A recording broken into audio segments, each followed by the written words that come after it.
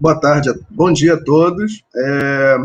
Nós tivemos um pequeno problema aqui para o começo dessa mesa, né, que vai ser feita pelo professor Ronald Day, que eu já vou aproveitar para apresentar. O professor Ronald Day é professor no Departamento de Biblioteconomia e Ciência da Informação, Departamento de Ciência da Informação na Universidade de Bloomington.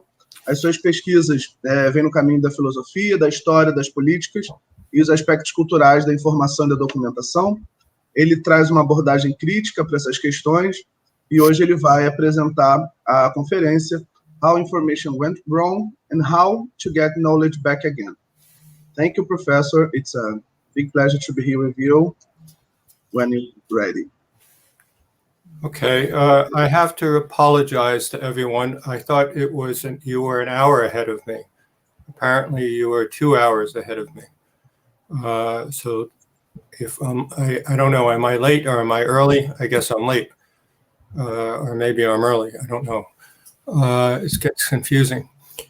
So what I will do is give a presentation. And I can't see anyone else out there other than Asy. I have to apologize. And then we can talk about this.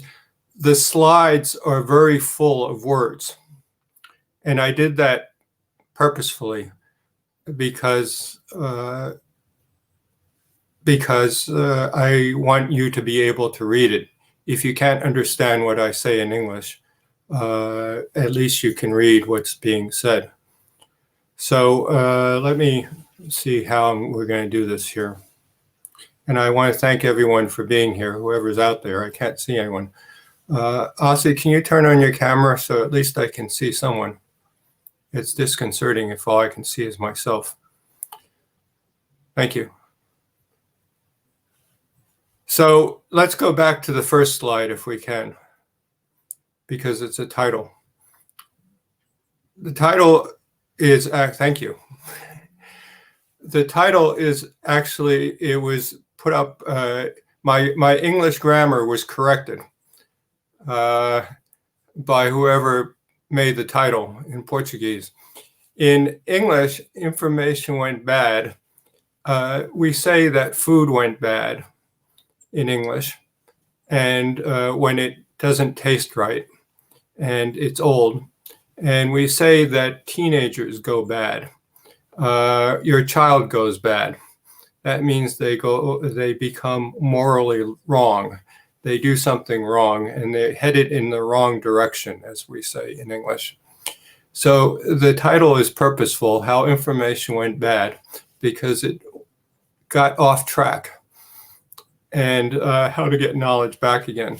And so if any of you might know the first book I wrote, The Modern Invention of Information, it was about how the modern term of information was different than an older sense of information, namely to be informed of something. So this is a sense of how information went bad, starting in the 20th century, in the 90s. So since we're at a Habermas conference, we have to begin with public space. And so what I'm going to propose here is that public space, as founded in transcendental notions of freedom, equity, or equality, and justice for all, this modern notion of public space is a very fragile historical concept in lived reality. So I think we have to start with the premise that that maybe if we started 400 years ago in Europe and 500 years ago, there wouldn't have been such a notion. Instead, public space would have been totally dominated by moral psychology without these additional transcendental, if you like, moral or political notions. And I'll give you an example. When I was, and I hope you don't think this is too prejudicial, but when I was in China, maybe 5-6 years ago, I asked my stepson, who is half Chinese origin, his mother is Chinese, native Chinese, in People's Republic of China. I asked him, what is the Chinese notion of public space? And he was only 14, but he with a lot of wit, he said, there is none, which should have told me why he was going to do well in college, because it was quite a good insight. In Chinese cultural life, it's ruled by more notions of pride, face-saving, honor, advantage. It doesn't mean that there are not notions of freedom and equality and justice. It just means that they tend to be indexed. My experience, at least, is they tend to be indexed to these other notions, these moral notions. And so I would imagine that most of our life is the same way, except we have these notions of freedom, equality, and justice that somehow are transcendental. And it's not unproblematic. We see in the United States and other countries, people fighting like crazy over these notions. And there's a reason. Well, one reason is that they're fuzzy notions. Equality to what? Freedom of what? Justice in what sense? These are not clear notions. They must have been very odd notions when introduced in the 18th century by Kant, and particularly governmental declarations, the Declaration of Independence, the Rights of Man in France.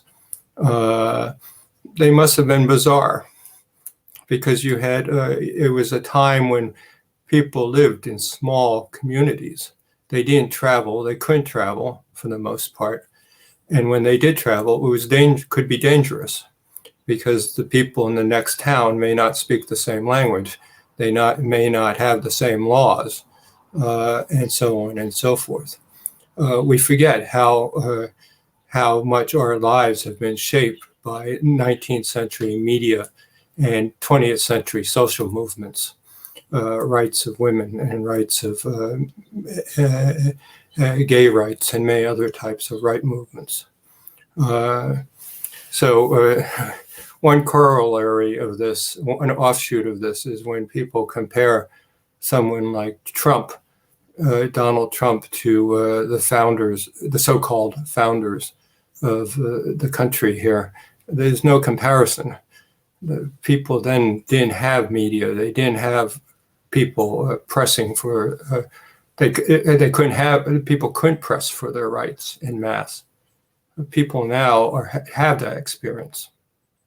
So in any case, this notion of public space founded on freedom, equity, and justice for all is relatively recent in history. It's a product of specific historical, social, and cultural circumstances. It remains a set of intrinsic transcendental values for the moral orders of particularly bourgeois life, more or less so-called Western countries. And it depends, too. The moral psychology of different cultural groups and different countries mediate this, inflect it. And it's been appropriated by others in the so-called, particularly middle class. It's not the moral order of human beings naturally. We are more prone to face-saving, honor, advantage, pride, and so on and so forth.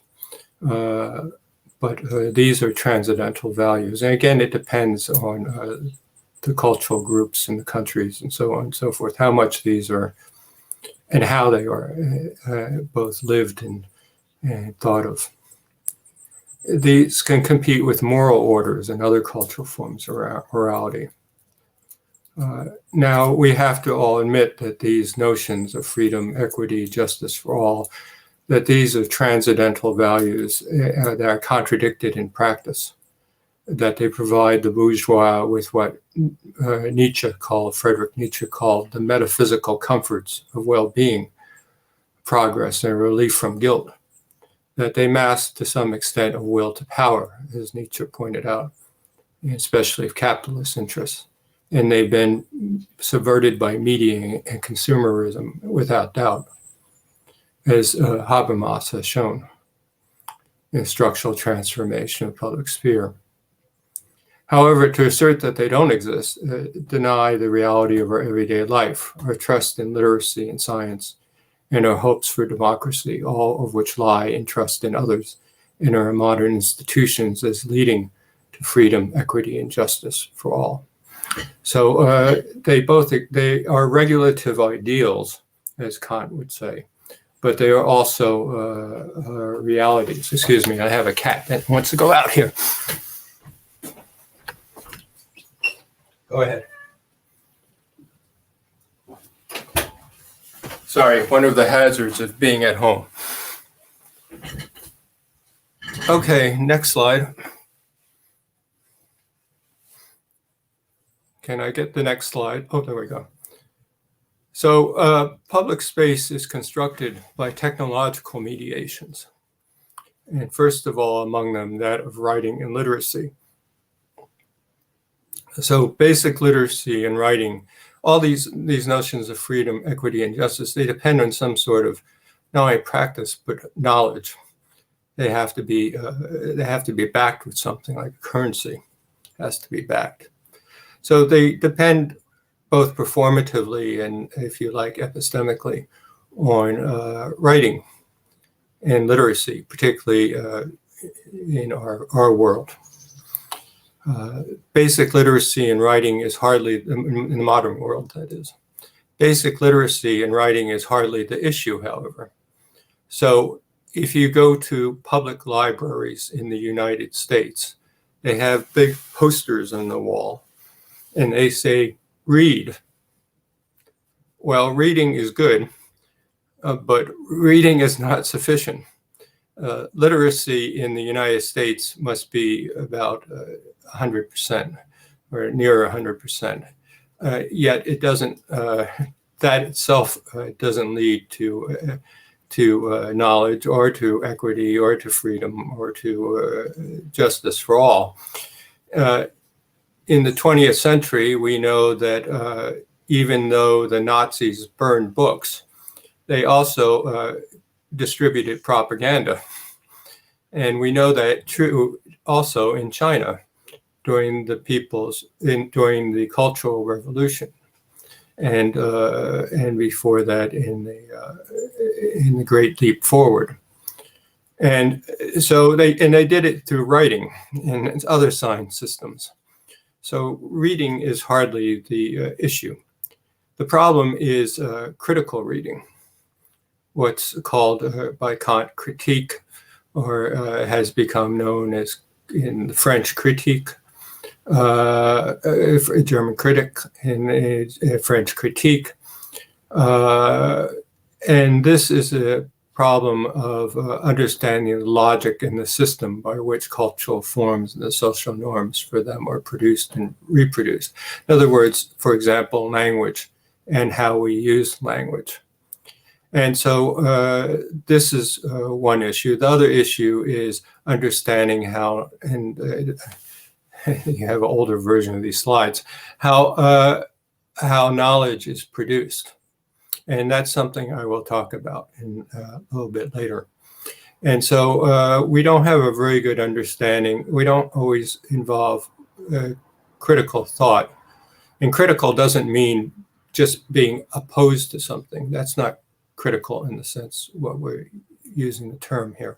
That's not how Kant is thinking of it. That's not how, well, maybe in some instances, not how Foucault thinks about it. It's certainly not how Derrida thinks about it in deconstruction.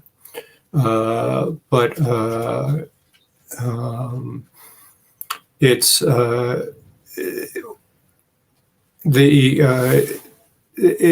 a notion of understanding the logic by which a system works. So it's a form of knowledge. And again, I'll talk about knowledge processes too, which are important to understand. So the internet produces a legitimacy crisis. That's the basic thesis I'll argue here. It produces a legitimacy crisis or legitimation crisis in beliefs and trust that literacy and institutions of writing can give us a fair and just public space for all, can give us knowledge and can give us justice. Or maybe I should say knowledge as the foundation for justice and for freedom and for equality for all. And the internet has done this because information on the internet is largely separated from knowledge institutions and methods, technologies, and practices of knowledge production, as they have developed in the past from the 17th century into the current day. So from the 17th century and particularly Enlightenment onward, we have a revolution, of course, as we all know, in how modern science is done, in how institutions of not only science but scholarship were set up. Though the universities still are feudal in their administrative structure. And believe me, I'm a lower-level administrator. I can testify to the feudalism. The dean is like the king, and or the prince, and the president of the university is the king, and everyone else sort of follows. The faculty and the students are peasants out there, getting the taxes, generating the taxes. Even though it's a feudal administrative structure, it still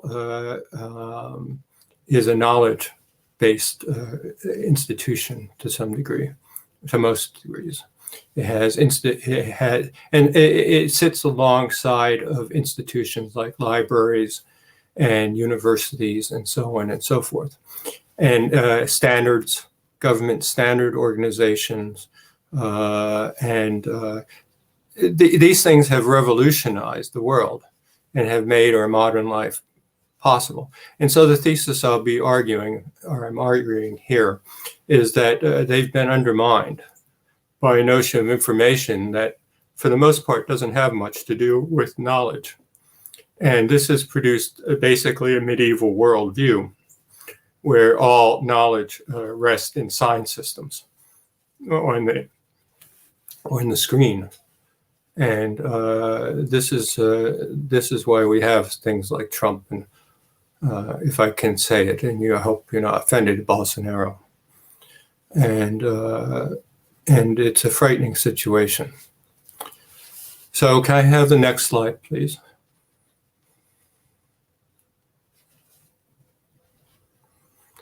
So internet technologies and the rhetoric around them, the information age, which I addressed in the first book I wrote, broke the general requirement that individual or collective public expression had to be mediated by institutions or even by discourse, with knowledgeable others in order to be worthy of publication, that is being made public.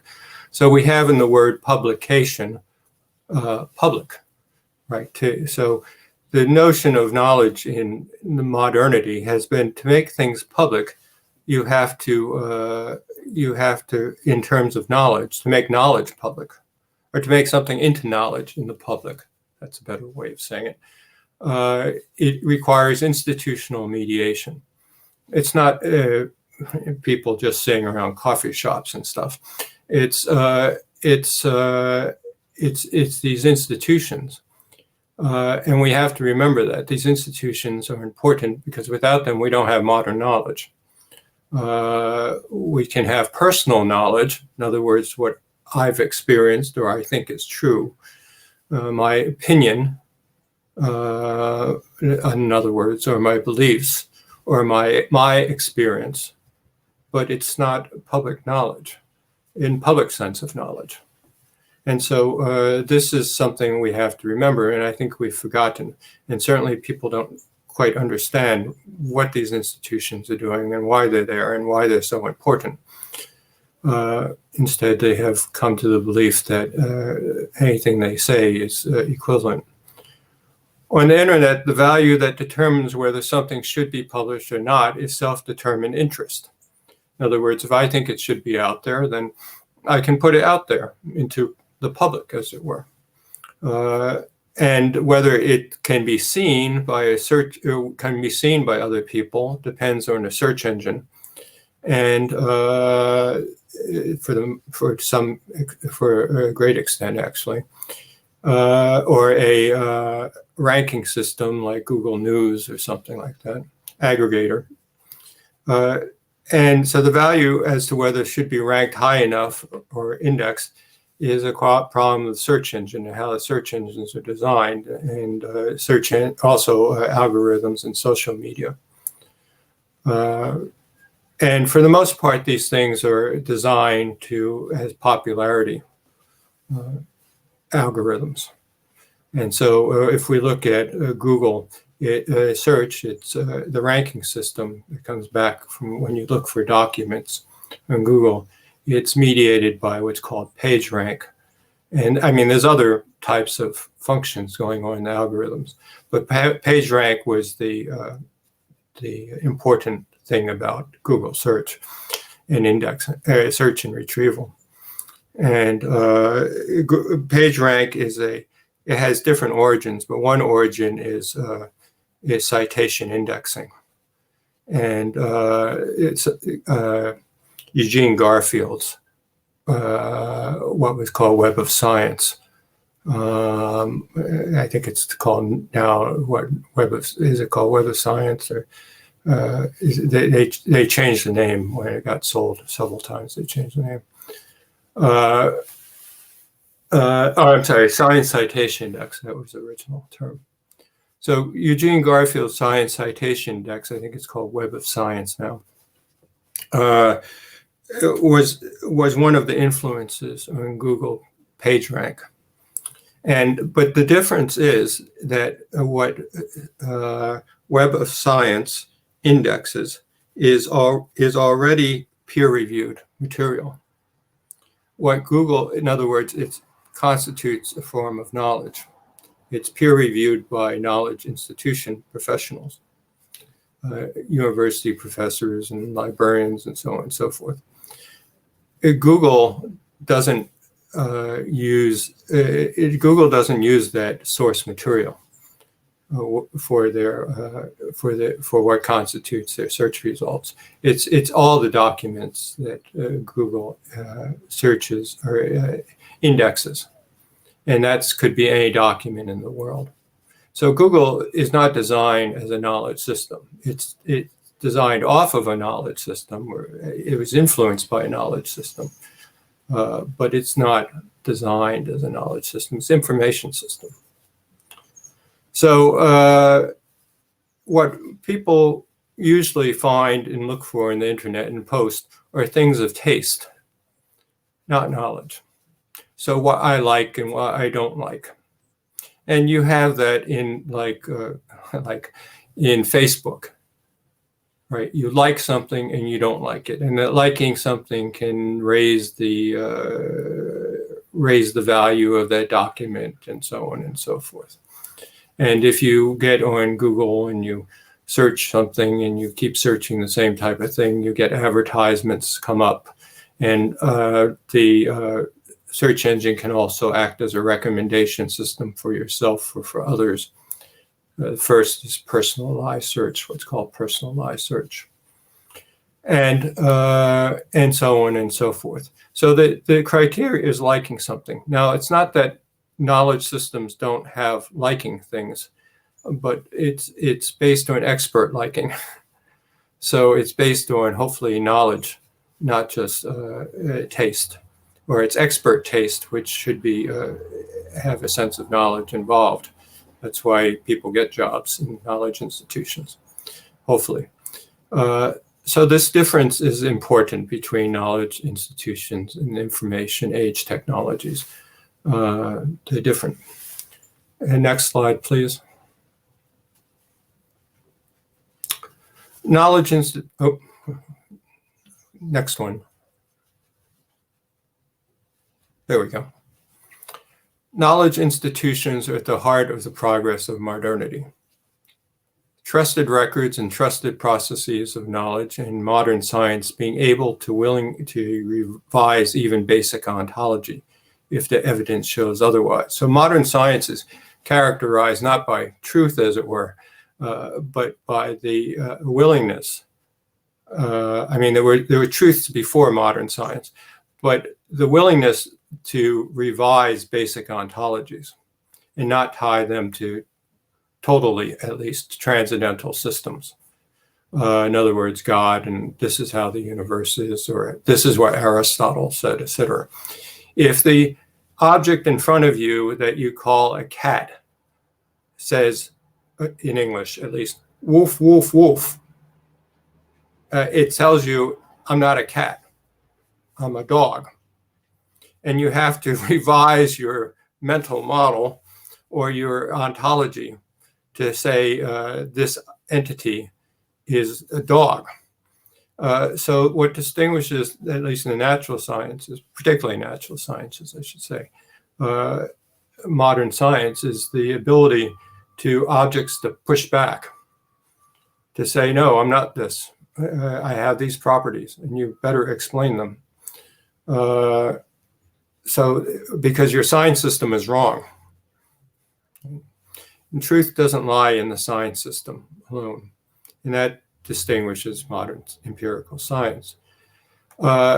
We also need to trust the records, to trust the process. I mean, we just described one process of empirical science, and so knowledge in natural sciences, but also trusted records are important.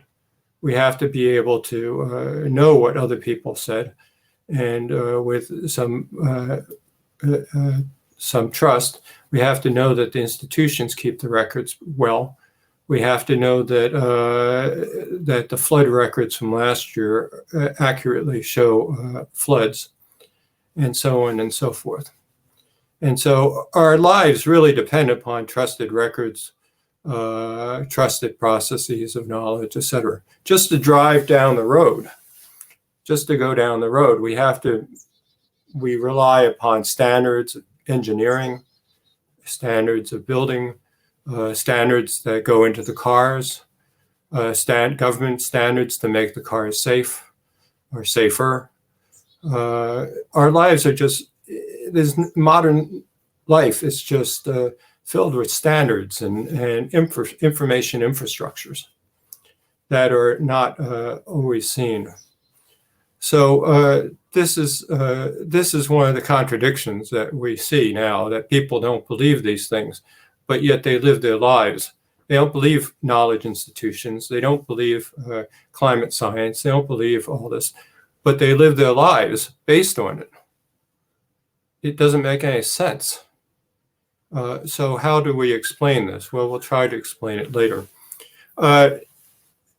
Such institutions function not by faith, but by trust, both within specialties and when presented to the lay public.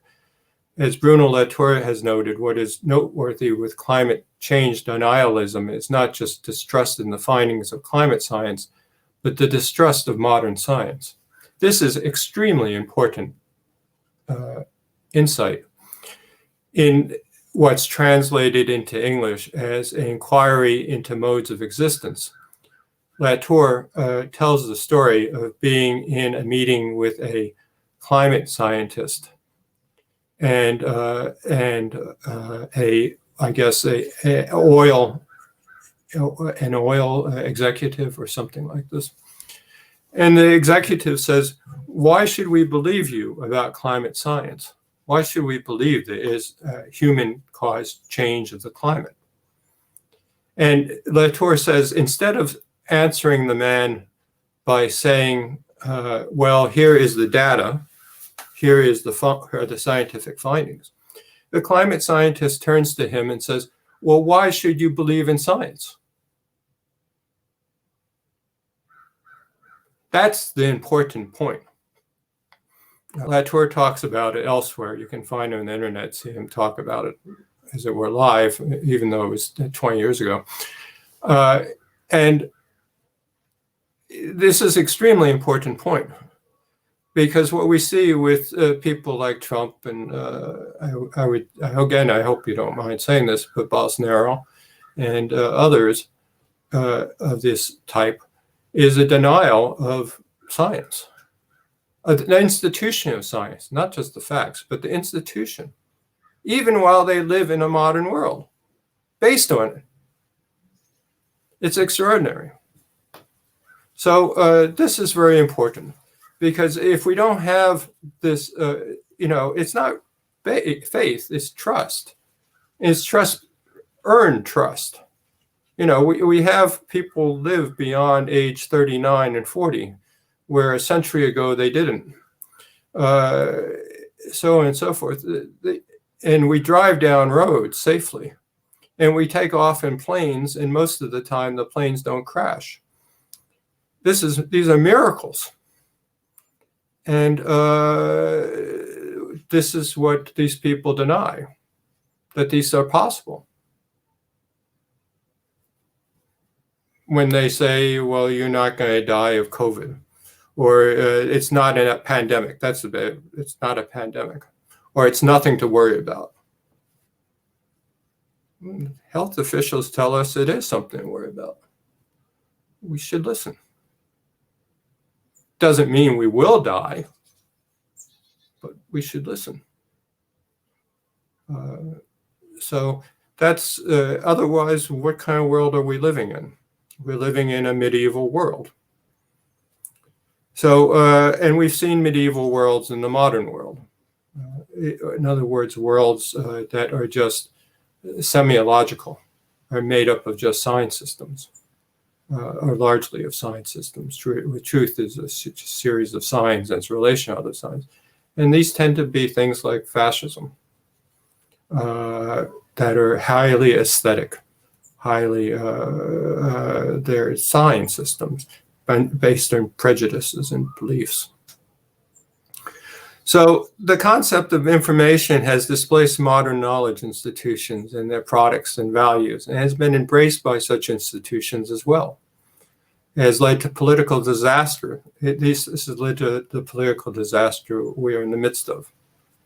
Has resulted in confusions in public space as to what is not knowable and what is simply a matter of faith and taste. The difference between public knowledge and personal knowledge has undermined values of freedom, equality, and justice for all, insofar as knowledge can help achieve and secure these. That's what I argue. So next slide, please. So the modern concept of information, or the modern invention, as I said in the first book, developed in the 20th century, particularly at its end, had several epistemic and rhetorical and aesthetic characteristics. First, information is viewed as referring to physical or ideational substances that represent the world. Paul Otlet's work is probably the paradigm of this.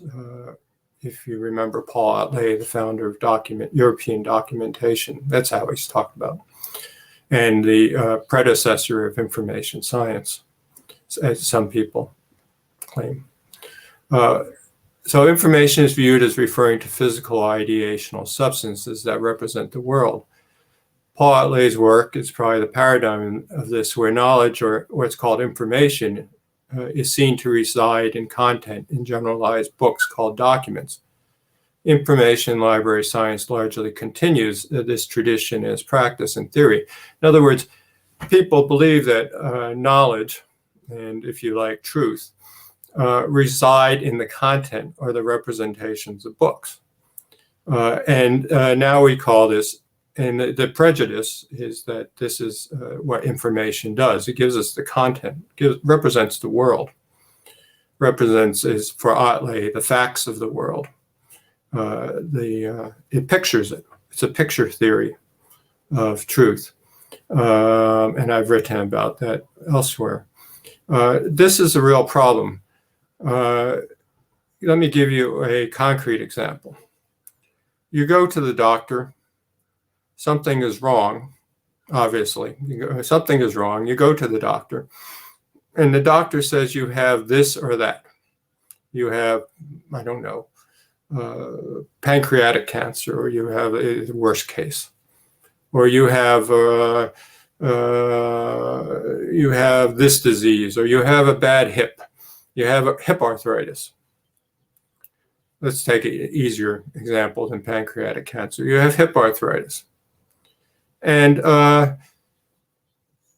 people think that's a final, right? Oh, I have hip arthritis. So the question is, what do I do? Well, the problem is that what the doctor is telling you there, he's telling you that these series of symptoms and this reading of the symptoms by expert opinion, expert knowledge, suggest a disease called hip arthritis. And for that disease, there's a series of institutional acts you can take that involve insurance companies, that involve surgeries, maybe they involve physical therapists, and so on and so forth. But that's what they're telling you. It doesn't tell you you have, it's a judgment that is based on the best available science. You have to read it that way. You have to read it as you don't have hip arthritis. What you have is an institutional judgment based on these symptoms. And so the diagnosis may be correct or incorrect, more or less correct or incorrect to what to what the outcome may be if you treat it that way. So does that mean that what they're telling you is not true? Well, it depends how you discuss truth, what you mean by truth. What it means is it's true according to those institutions and activities and so on and so forth. Now, people don't like hearing that. It sounds like the doctor doesn't know what they're saying. Well, the doctor does know what he or she is saying, but you have to understand that there's variability. You may not have hip arthritis. In other words, if you get treated in a certain way, it may not cure it. And actually, if you go into the case of hip arthritis, because I was diagnosed with hip arthritis, I went into it quite a bit. There's very bad evidence that there's a lot of evidence, actually, it's not bad, but there's a lot of evidence that the correlation between pain and what's diagnosed as hip arthritis is very poor. So in other words, between the standard for diagnosing hip arthritis, which might be X-ray. So the correlation between pain and X-ray is very, very poor. It's about 28%. So there remains a big problem. What is hip arthritis? How do you diagnose it? How do you treat it? What it comes down to is they tell people that they have hip arthritis and they give them an operation. And most of those people, not all, feel better. And so they say, well, you had hip arthritis. So the proof for hip arthritis is a major operation, but it doesn't always work. So you have to realize in all these things that there's the representation is not a representation of some absolute truth. Science doesn't give you some absolute truth. What it gives you is a set of terms and a set of operations that give you an explanation. And the explanation can be challenged. It has to be able to be challenged. But you have to have evidence. And you can't just give opinion. And so skepticism is built into science. Cynicism is not. And that's the problem we have, is that people are cynical. And the question is why? And how do information systems like the internet, public information systems, have they, as it were, encouraged this cynicism? Well, my explanation, what I'm giving you here, is that the explanation of what science does is not well understood. People don't understand how science operates. They think it gives them truths. Transcendental truths. And then when those truths are not true, then the experts are idiots. It's like my saying, well, my hip is the same as it was 7 years ago. So if I had arthritis, it would have certainly developed enough by now that I couldn't walk at all. And so the doctors who told me that I had hip arthritis are a bunch of idiots. Well, I wouldn't go that far. I would say that maybe they weren't right, or weren't correct. But that's the problem of the science of medicine. It's not really an issue of them alone. And it's not saying that science is a bunch of idiots or completely wrong. It's saying that there's still something to be learned in that science, maybe, particularly as it applies to me, which is always where it's important. So the information age also claims to replace documentary institutions such as libraries, archives, and museums. So the notion of information age in the 90s was, these are nice places, but we deliver information everywhere. We have information to everyone.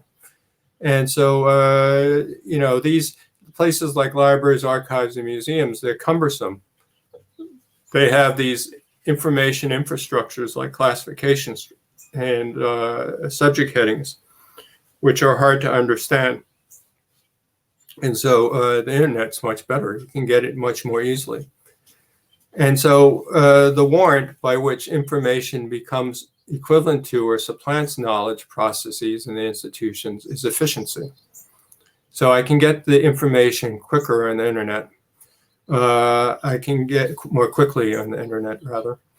I don't have all these awkward information structures. And it's free, or it seems free. It seems free both in the sense that there are no classification structures, et cetera, standing in my way. It's free because it doesn't cost any money. It's free because other people can offer me the same answers, different answers to my questions. The problem, and they used to say, information wants to be free. Information doesn't want anything. It's not an intentional being. And knowledge algorithms are not free. They're mediating one's relationship to documents. And documents are not free. Someone's putting them up, and they're putting them up for some reason.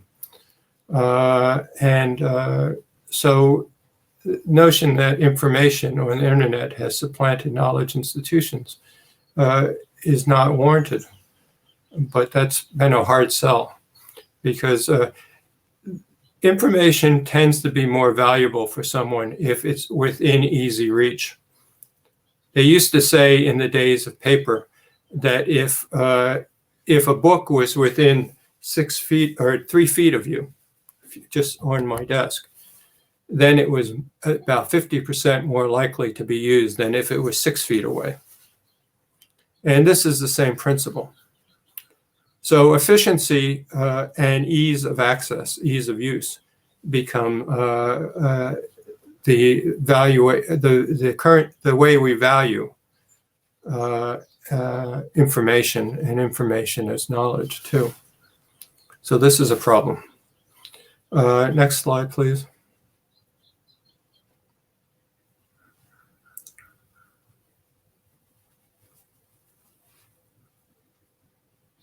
Efficiency and access was a goal for also Melville Dewey in the first library school. The first library school was called the School of Library Economy.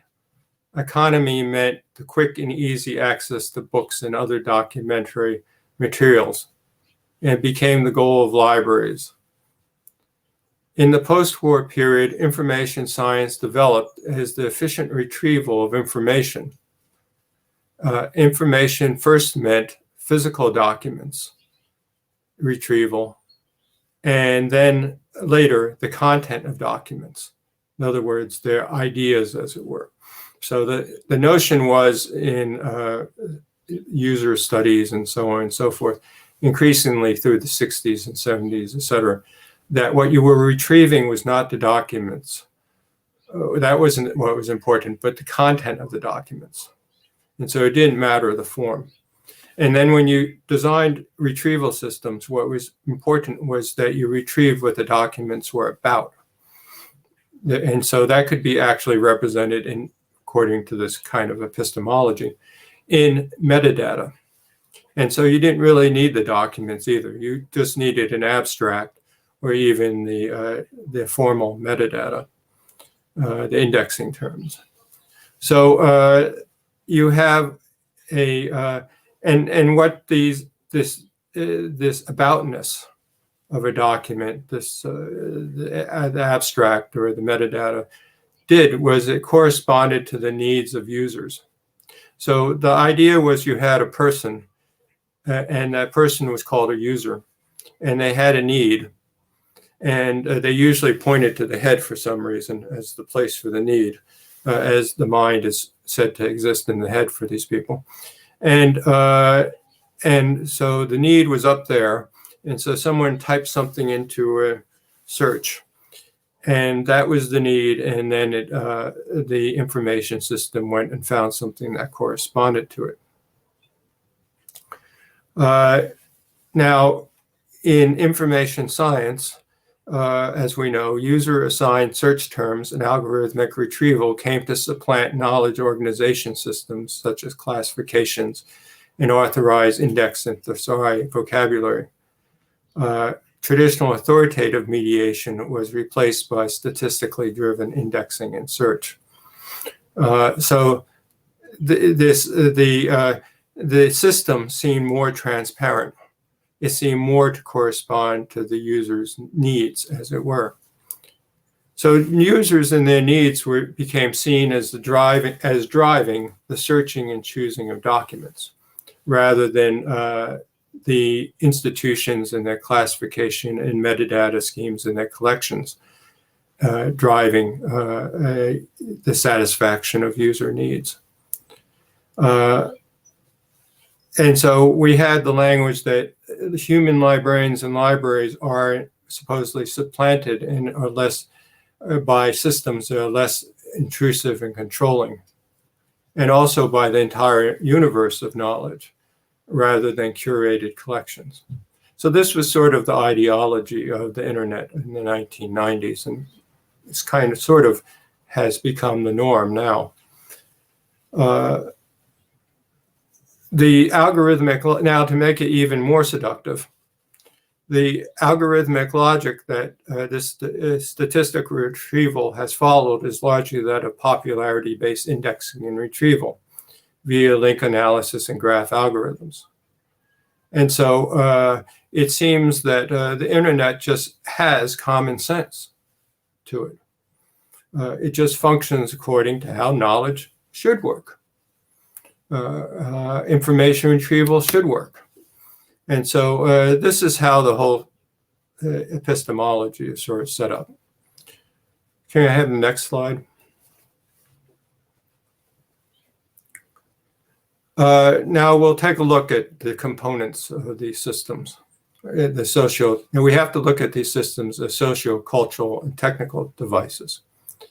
And so information in the internet appears because of social, cultural, and technical affordance working together. So if we analyze these technologies, we always have to think of them in each of these terms. Cultural, which is the language. Social, the way in which the language is used. I'm just using language, it could be visual language too. And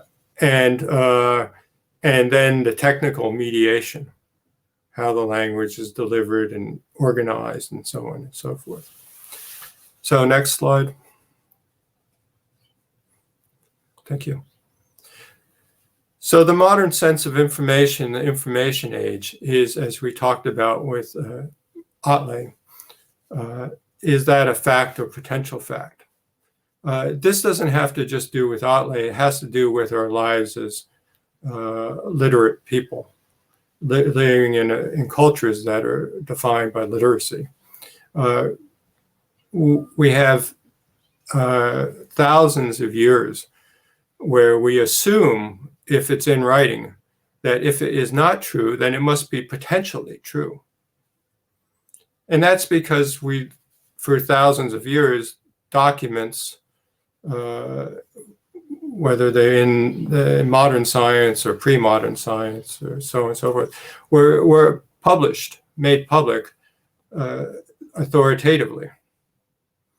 Right, the king allowed something to be published. The church allowed something to be published, and it conformed to those knowledge systems. Ordinary people couldn't publish. They couldn't read. They couldn't write. So we have sort of a prejudice that if it's in writing, that it's probably more true. We have the prejudice too that if people can read and write, that they're less ignorant. I'm not sure that's true. Having met people who can't read and write, it's sometimes shocking how ignorant people are when they can read and write. In fact, they're more ignorant sometimes for reasons we'll talk about. So in reality, most information search and retrieval systems, as I said, do not involve fact, issues of institutional fact, at least. They are knowledge. They involve taste, what other people like, and so on and so forth.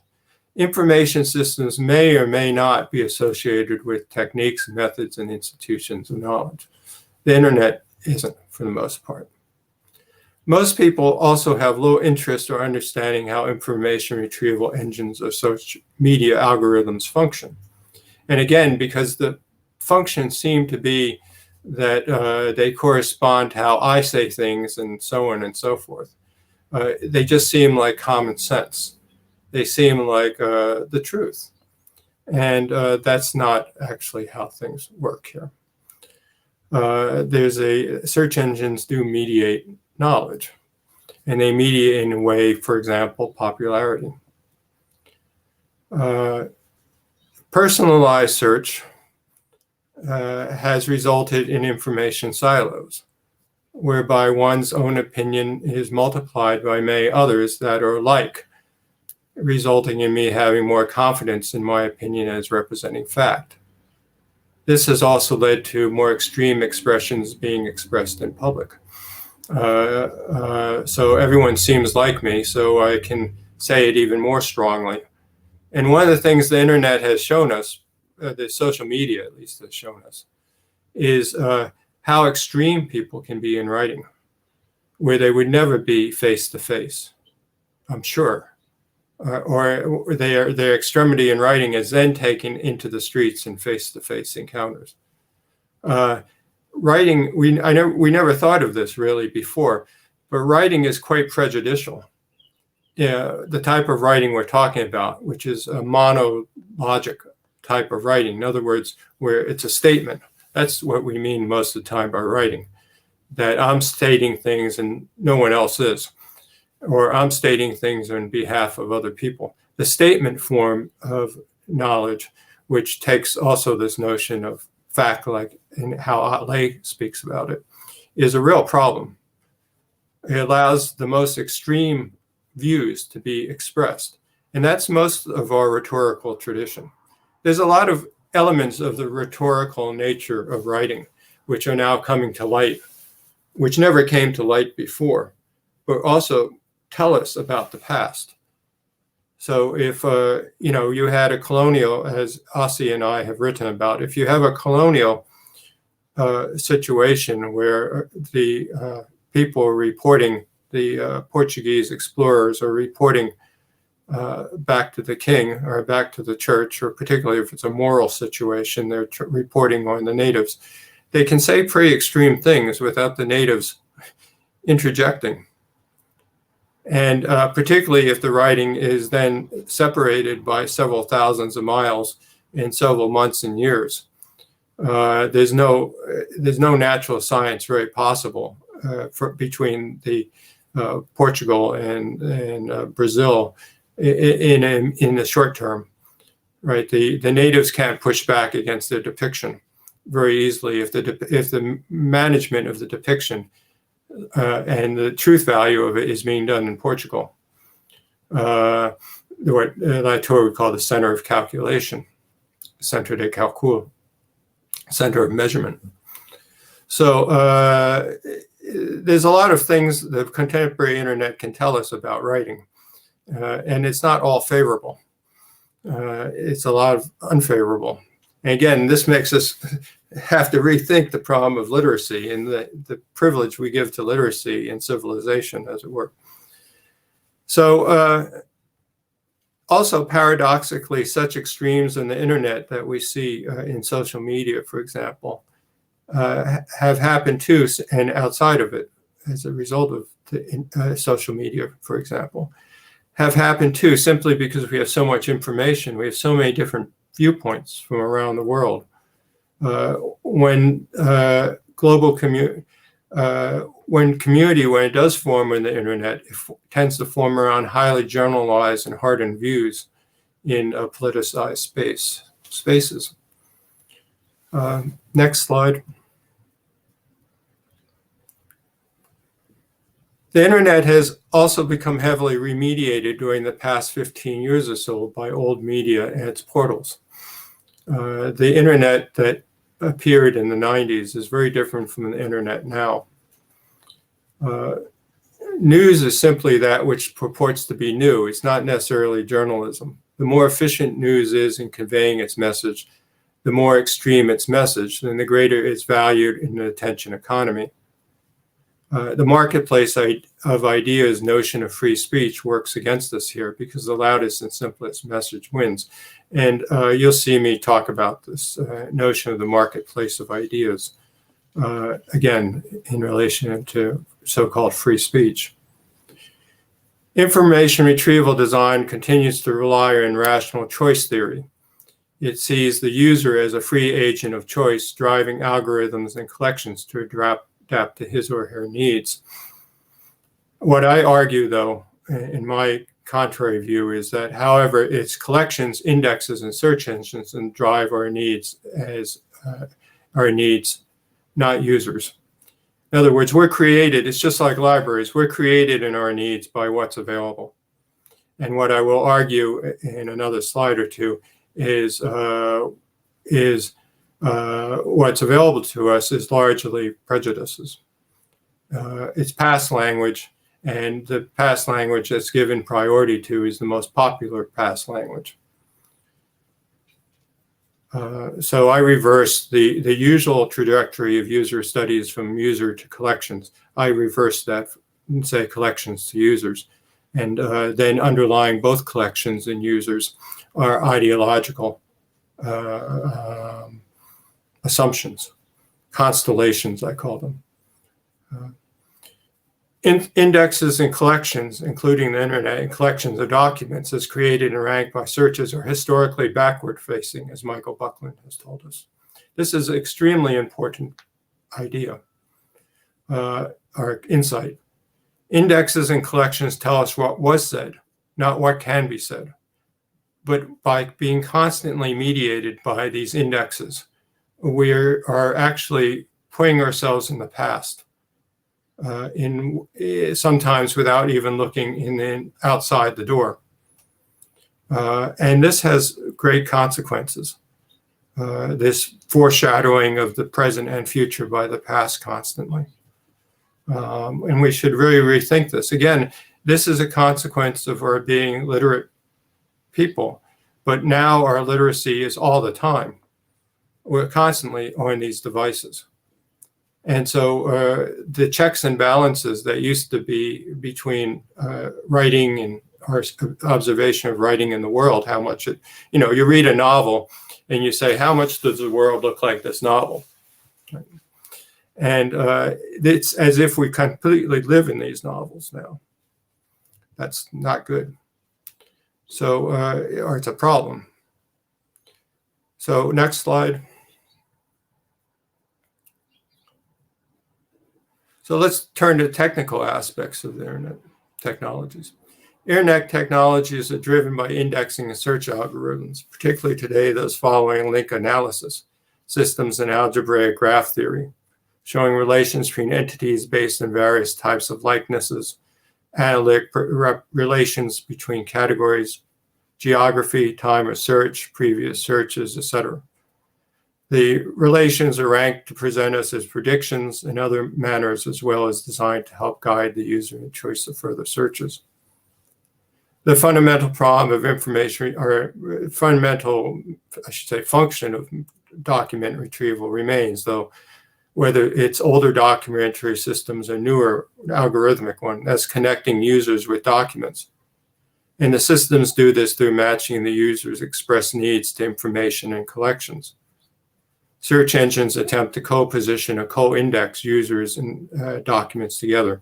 In my book, Indexing It All, explains and explores this. This indexing may then feed further searches. What generally isn't accounted for, though, are the common universes, the common loci of ideas. In other words, the ideologies by which this is possible. I call these universes constellations. Such can be found in I think, Indexing It All, in my book, Documentarity, I call it constellations. Such can be found in the cultural forms, such as vocabulary and the social norms for its use, by which both user needs and documentary content achieve meaning.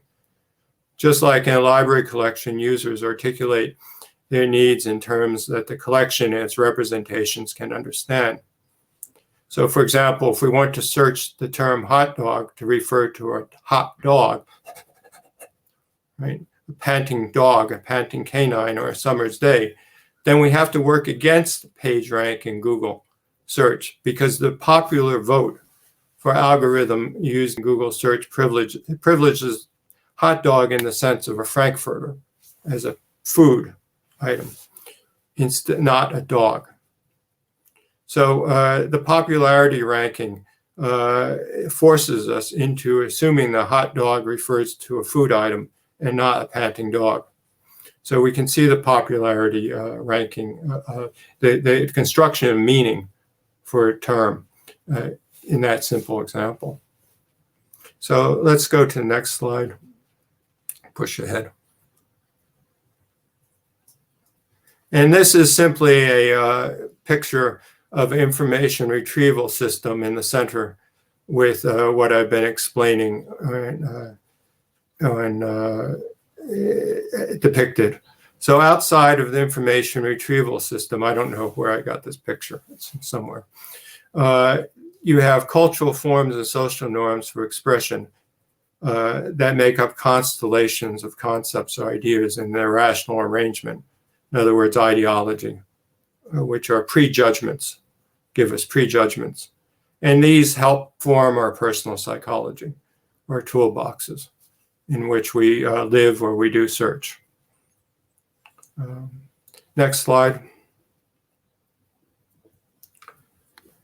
Now, some political aspects. For those of us old enough to remember, the documentary world before the internet was very different than today, today's world. The availability of text before and after the internet can't compare, but the ideology of information and its age in society as a disruptive force to not just print, but to formally print-based knowledge institutions has developed alongside of economic disruptions brought about by neoliberalism during the same period. So the information age and its rhetoric grew up together with neoliberalism. Not only do we have more people than ever reading and communicating across vast global and national distances, but we're continuously being occupied with our digital devices, which act as an attention economy made up of largely semiological determined facts and truth. Most of our truths on the internet are semiological. They're determined by reference to other signs. Empirical verification tends to be lacking. And together with a skepticism regarding institutions and government, knowledge institutions, that, for example, universities that have been advanced because of neoliberalism. This has led to more confusion, not less, about knowledge, about what could be considered true and not true. Next slide. Generally, we are not educated how knowledge develops, how it historically develops, how it differs from information more generally, how to access different types of truth claims, peer review, expertise, and other mechanisms of science. As I told you, people look for cures where there are only medical processes. They look in books for knowledge rather than processes of knowledge, institutions as sources of knowledge. And they misunderstand the characteristic and institutional context of knowledge and fact. They think of fact as being transcendental substances rather than claims. Another aspect, which is a problem with the internet, is freedom of speech, understood according to the classic English liberalism of J.S. Mill, John Stuart Mill, that is, a speech in the marketplace of ideas. This fails to account for mass media. It fails to really account for hate speech, speech that attempts to shut other people down for the sheer reason of shutting them down, and not for it doesn't want them to contribute to marketplace of ideas. So in the past, in the United States, they have regulated this better through licensing laws. But in the past 20 years or so, they've let this go. And so we have what we call talk radio, and Facebook and Twitter publishing all sorts of purposefully falsified information. I think this has to get under control. I'm not a fan of the, as it were, the free speech laws in this country. The marketplace of ideas doesn't exist as it existed in the 18th century, as Habermas has shown. Next slide.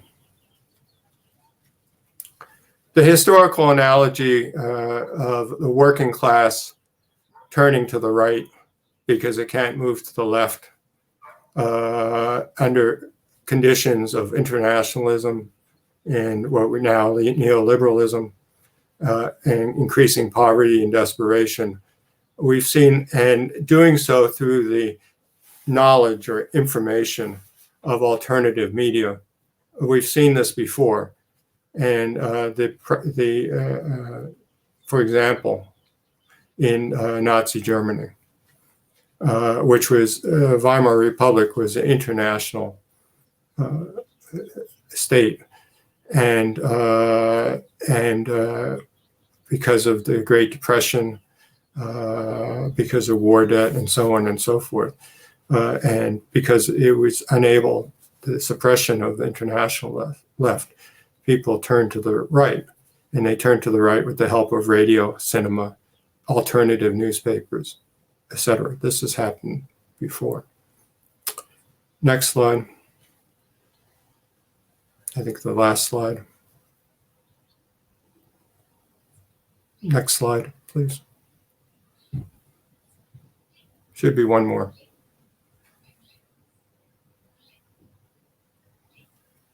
Asy, can you help? Yeah, I'll talk to Ricardo. Just a minute. Okay, thank you. That's the last. This is the last one. So what can be done? Well, here are a few ideas. Information literacy, fact-checking, reliable sources, journalism, knowledge institution sources, knowledge authority, so on and so forth. We know this. But what we also need to go beyond information literacy and educate people about knowledge processes, procedures, and science. What science can do and what it can't. Earlier I referenced but didn't talk about the 6th chapter of Latour's book, Science in Action. And it has a very important concept of information that's not really well talked about in information science. Libraries, particularly non-public ones, need to promote themselves as parts of knowledge processes alongside of laboratories, field work, use and reuse. Knowledge doesn't reside in books, libraries, or books, but rather these are part of knowledge processes. This is what Latour argues. I think he's right. In books and other documentary forms are points at which stabilization of information by texts and records occur, and so in total constitute knowledge and knowledge processes. This is important. Libraries have to get away from the old picture that knowledge resides in their stacks. No, it doesn't. They are part of knowledge institutions. They are centers de calcul, as Latour says, they're data, which translates colloquially as data centers. And that's how they have to be seen, and they aren't seen within the bibliographic tradition. We also need to distinguish between different types of libraries and documentation centers in terms of their relation to knowledge as knowledge institutions. Public libraries, obviously, are not totally involved in this. They're involved in popular knowledge and information, more colloquially, or more technically, as we've talked about. So we have to make a distinction between different types of knowledge. The library tradition has actually made different types of libraries, archives, museums, etc. We need to see information, internet, and text as a problem of empirical application in science, when possible, empirical verification.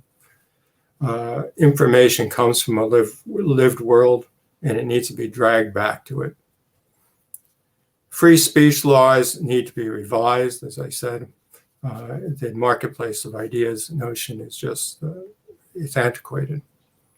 It doesn't work.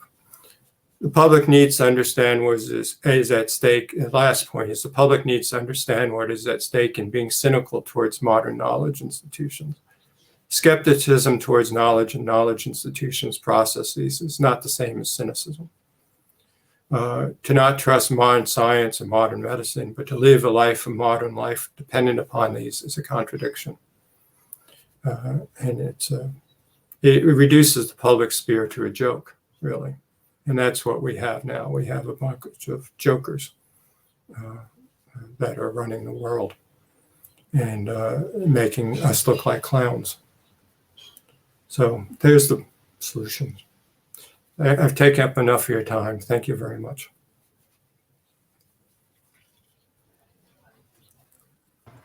Thank you, Professor. It was great to hear.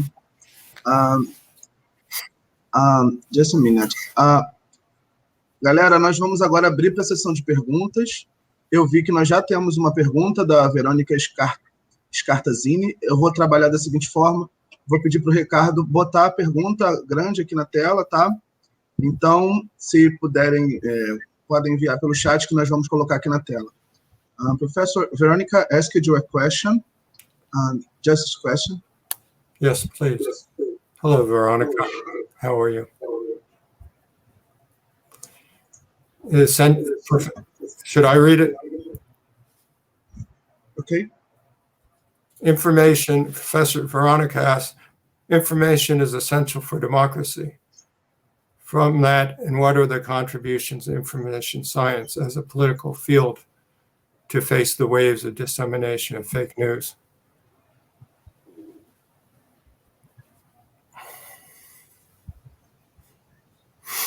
Well, information can be essential for democracy. It can be detrimental to democracy, as I've suggested in the talk. Knowledge is essential for democracy, I would think. Since information is not knowledge, as I've argued, it's more general than knowledge. It's not necessary for democracy. You need knowledge. Information can actually be detrimental. If we take information as simply that which informs us, well, we're informed by all sorts of things. We're informed by religious beliefs. We're informed by superstitions. We're informed by what I personally know. These are not bad things, and they can become problems of knowledge in a more public sense.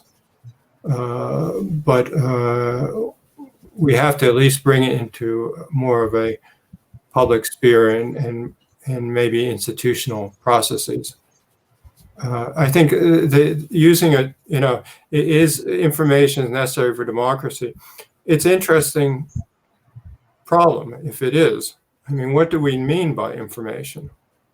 That's what I'm pressing on, and that comes from the first book, The Modern Invention of Information. If we mean that information, in other words, is sets of truths that are not subject to processes of institutional verification are necessary for democracy,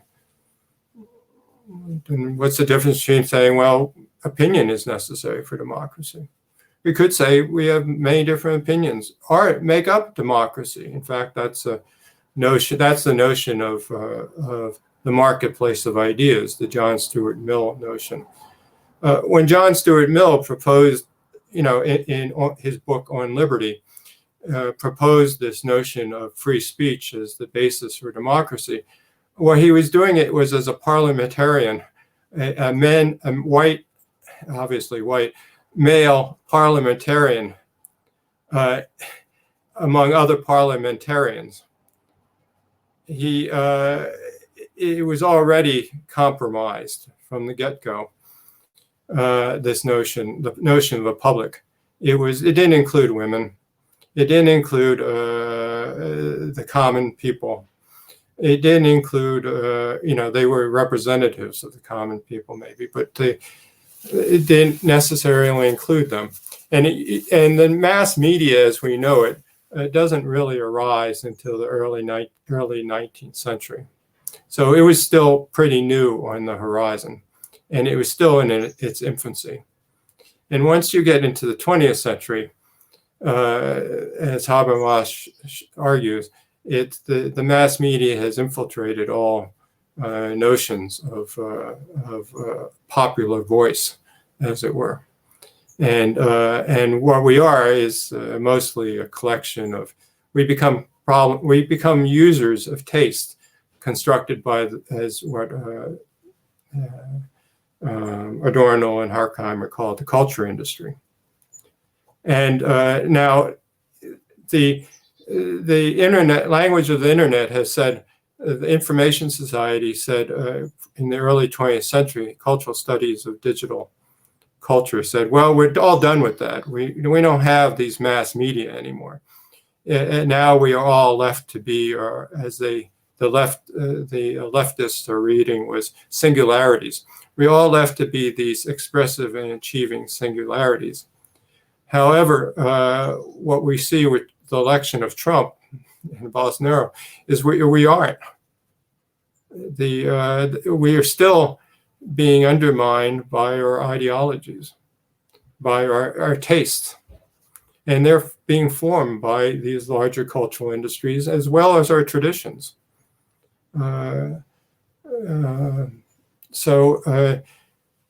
If we say that democracy is there's different ways of saying it. Information leads to democracy. If we mean by that opinion, then we have to ask, well, how is opinion shaped by by culture industries? And if we don't like the notion of culture industries still existing, then we can say, well, how does it get formed by past uses of language? And particular types of language and the ranking of that language in terms of popularity. And then we're led back to the concept of prejudgments and prejudice and ideologies. And these are not necessarily, when I use these terms, it's not necessarily a negative sense of them. It's ideology in its more neutral sense is simply a constellation of ideas. In other words, a constellation. And what is an idea? Well, idea is a cultural form, a word tied to actions, and other actions, other cultural forms and actions. So, in other words, we have a constellation. We have universes of these that we deploy, and these constitute our prejudgments, our prejudices, and in the negative sense. And this is what's privileged and deployed on the internet. So if that's what makes up democracy, then democracy is actually made up by a series of prejudices. The whole purpose of science and modern institutions is to undo that. You can believe what you want. You can have whatever prejudices you want. Aristotle could say what he wanted to say, but the universe doesn't necessarily operate that way. And that's what these institutions and technologies and tools of knowledge tell you. And that's what's being ignored today. We have a lot of information. We have a lot of opinion. But what we don't have is a lot of knowledge. I mean, in the public realm, we have a lot of taste. But, that doesn't necessarily give us a better as it were, democracy. Democracy should be informed decision, should be informed not in the sense of simply opinion, but informed in the sense of knowledge. We need experts. We need people who have some knowledge. Doesn't mean we shouldn't be skeptical of them, but cynical is another issue. Cynicism doesn't get us anywhere. That's what we've kind of learned. And being a very cynical person myself, it's been quite a lesson for myself. And being someone who life has depended on literacy and books, it's been a lesson on the negativities, the negative characteristics of books and literacy. Thank you for your question. Thank you, Professor. We have another two questions. One is from Blazer Lima. Professor, under Habermas studies and books, what can we point out about the nowadays society? Well, I'm not a Habermasian. I don't really know much about Habermas other than the structural transformation book. And that I'm not sure how well I've read. But I mean, it's kind of, a lot of it's kind of known by now in the popular sphere, or in a more popular academic sphere. So I shouldn't say, but as a non-Habermasian, as someone who doesn't know Habermas's work well, I think one of the things we can say without a doubt is that there's a real problem with legitimacy claims.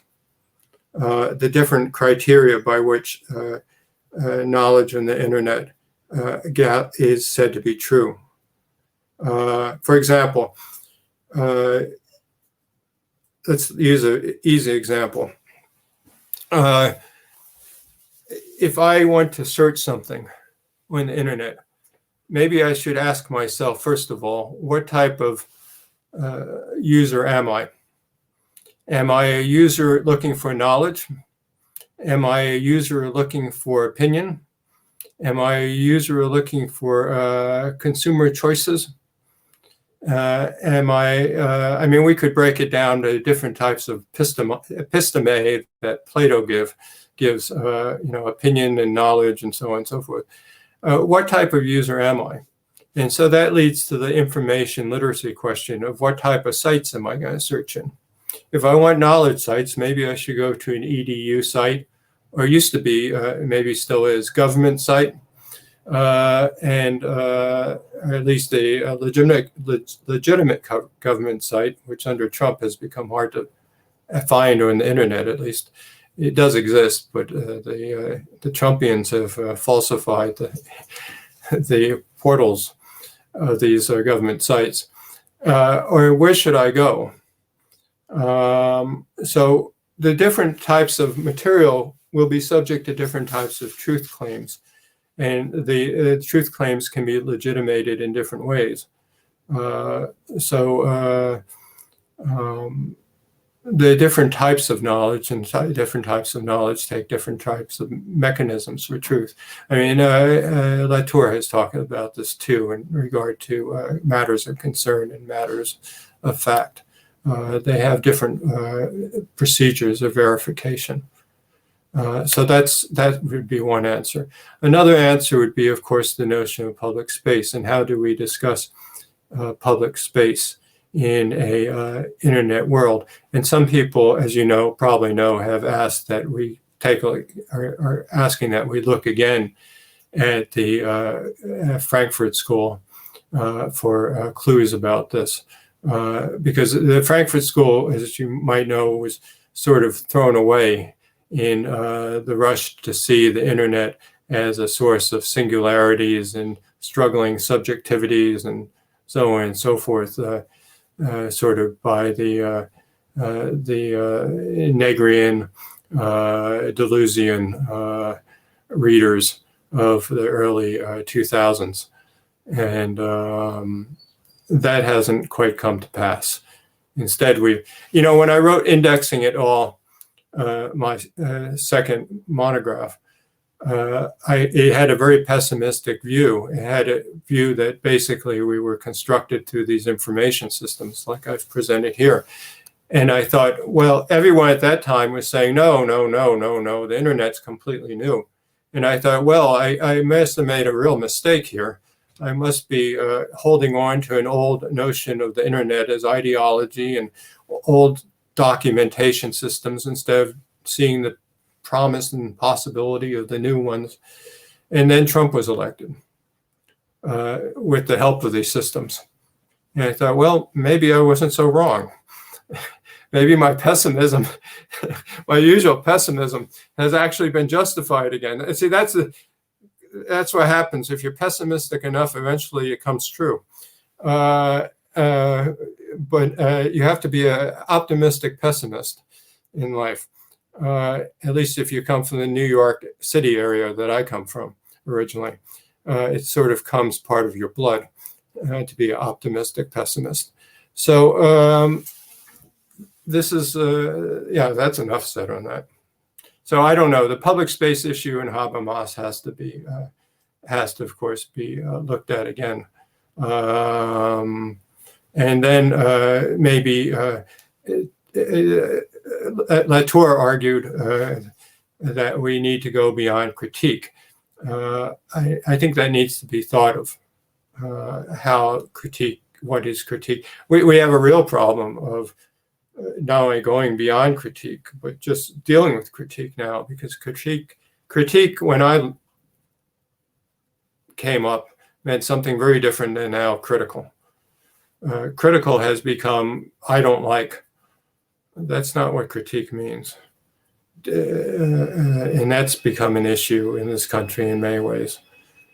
Critical librarianship has developed, as you know. There's a field now called critical librarianship, which I guess helped found in some ways. But sometimes the notions of critique in it is just, it's foreign to me. It's based on I am this and you are that. And the whole notion of critique as it came out of deconstruction and so forth was looking at I and you is the problem of I and you. The relationship there is a problem of a system of knowledge, of a system of opposition, of a system of identities, formations that underlie both the possible of what I think I am and I claim you are. It's looking at the logic, or what Hegel called the system of logic, by which differences are understood as difference, not as what Derrida called difference. And this is a huge difference between Kant's notion of critique, what the French tradition took up as critique, Derrida took up as deconstruction and difference, and what is now called difference and critical. There's it's strange to at least to have see myself as the grandfather of a family I'm not sure I recognize everyone in.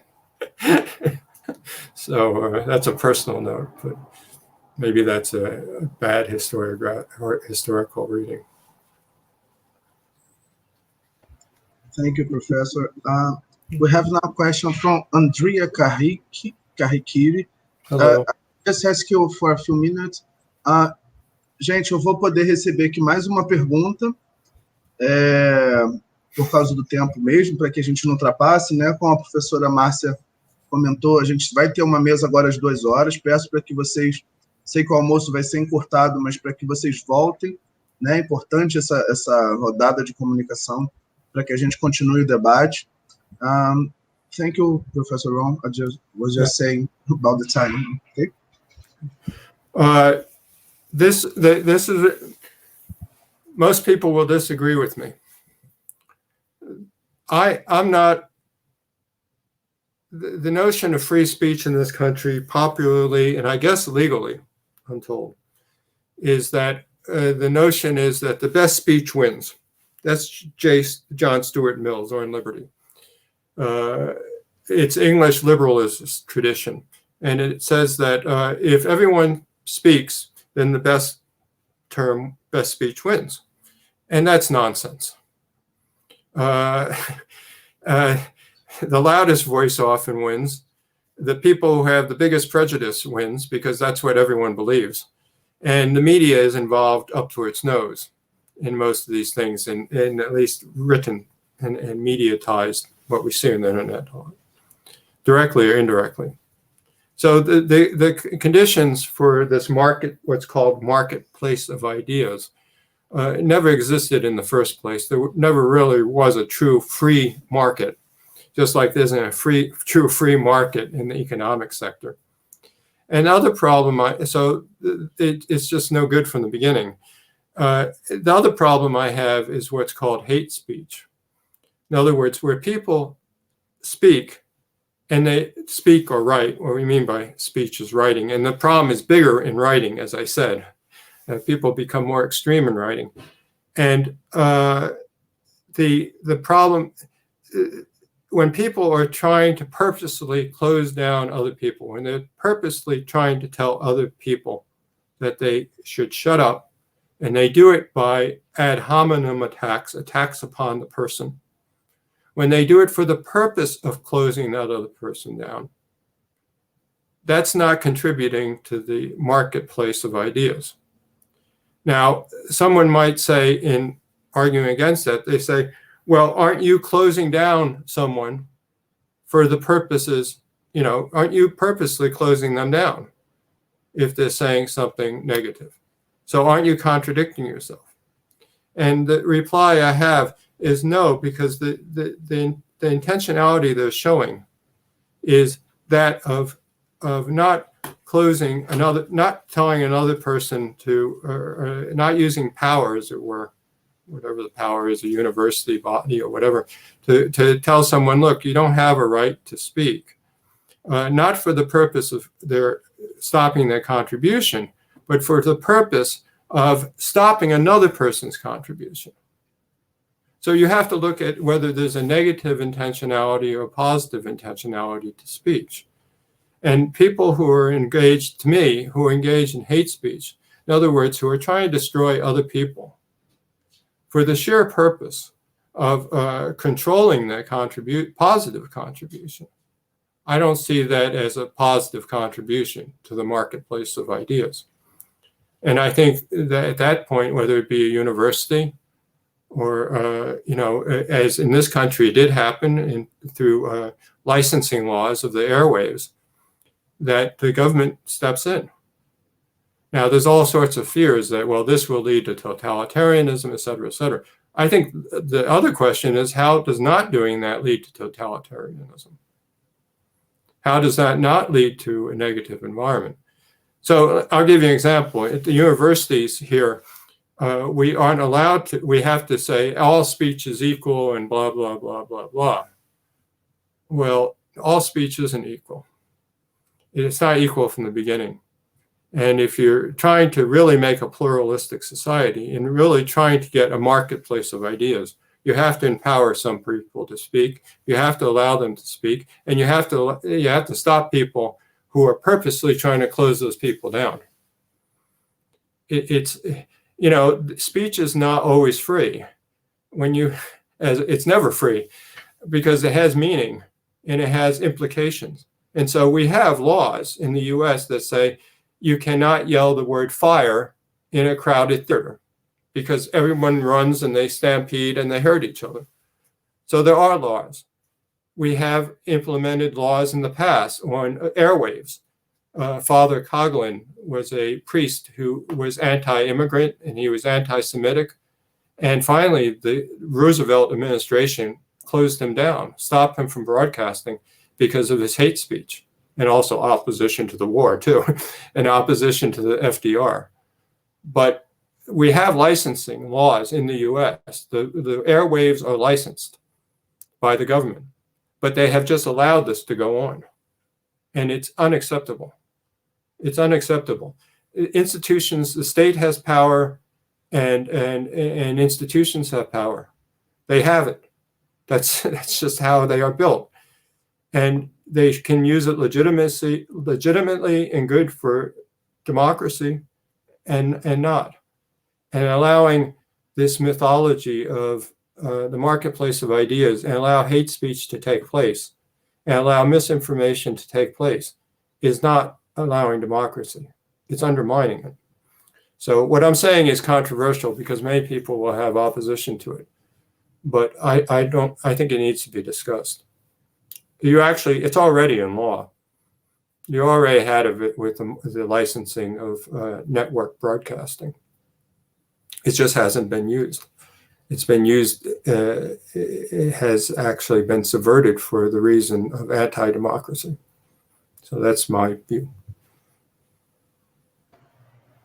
Thank you, Professor. We have the last question of Elizabeth Hartman. Poderia botar, por favor, aí na tela? I will read it for you, okay?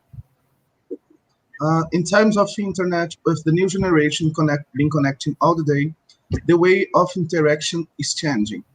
How do you see tradition supported by values such as solidarity and empathy today?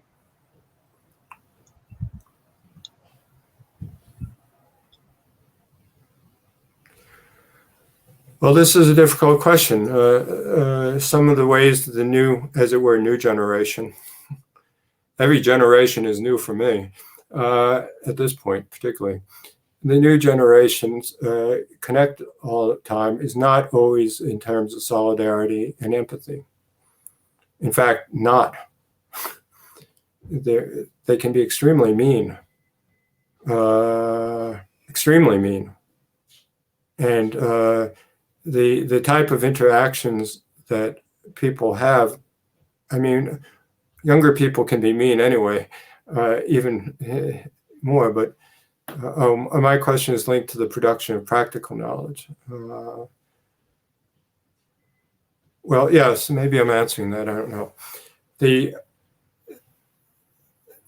writing as we are seeing it on the internet now, Maurizio Ferraris, a philosopher in Italy, in documentation, says wisely, we're writing all the time and we're reading all the time.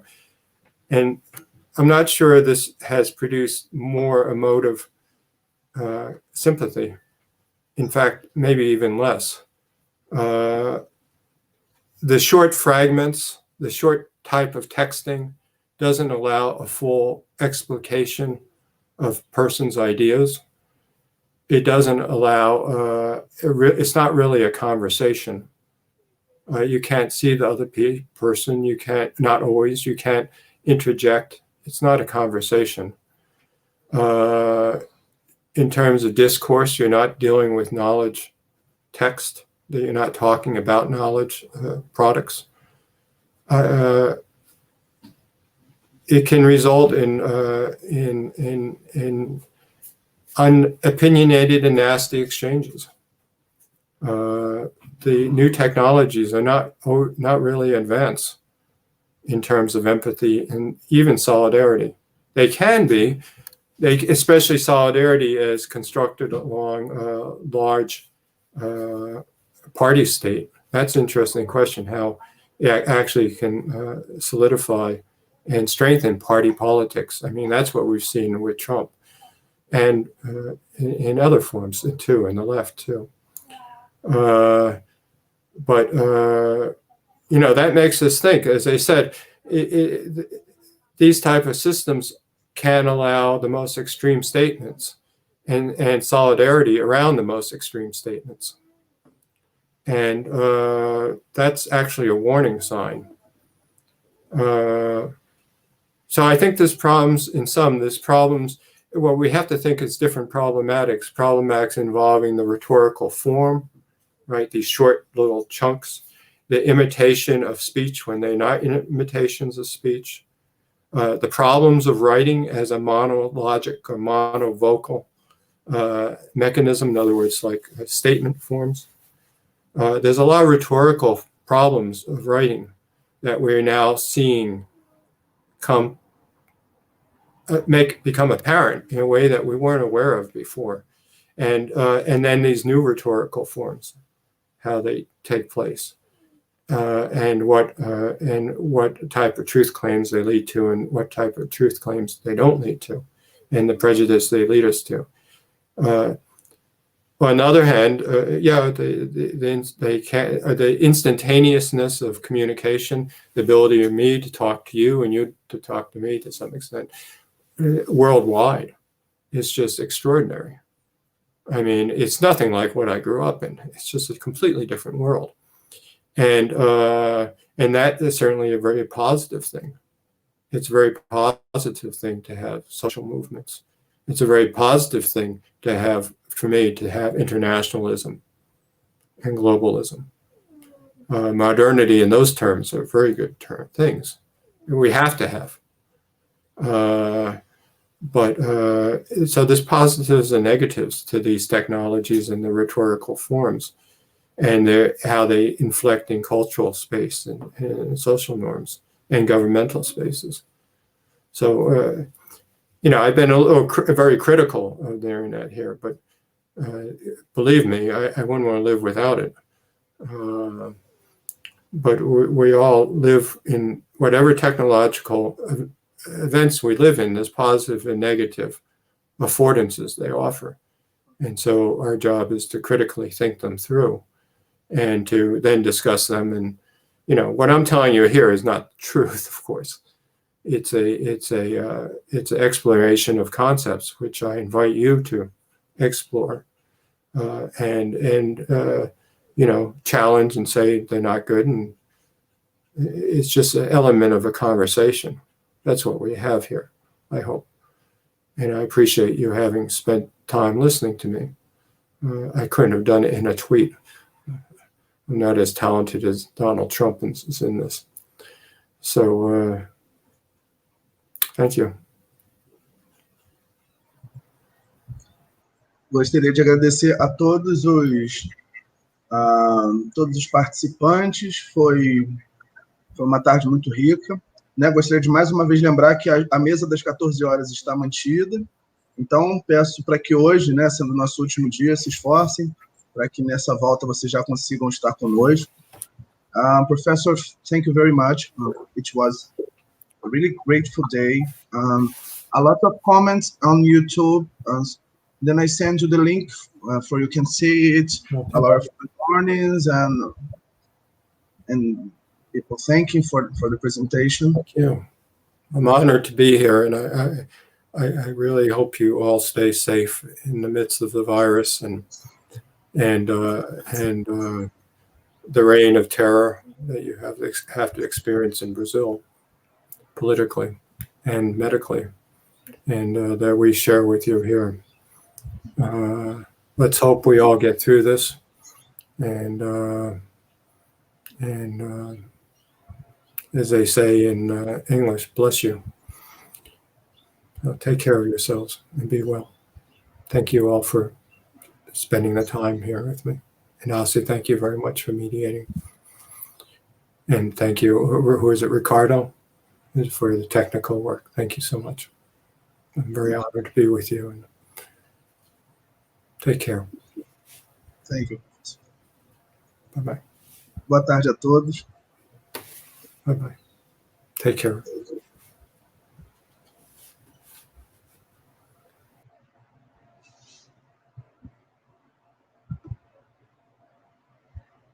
Então, só convidando a todos mais uma vez, lembrando o convite do Asy, às 14 horas, então a gente vai ter 35 minutos aí de intervalo para almoço. A mesa redonda, na verdade seria uma comunicação, das notas introdutórias de uma teoria crítica discursiva da informação, no grupo de trabalho professor Clóvis, com Márcio Gonçalves e Mariângela Rebelo.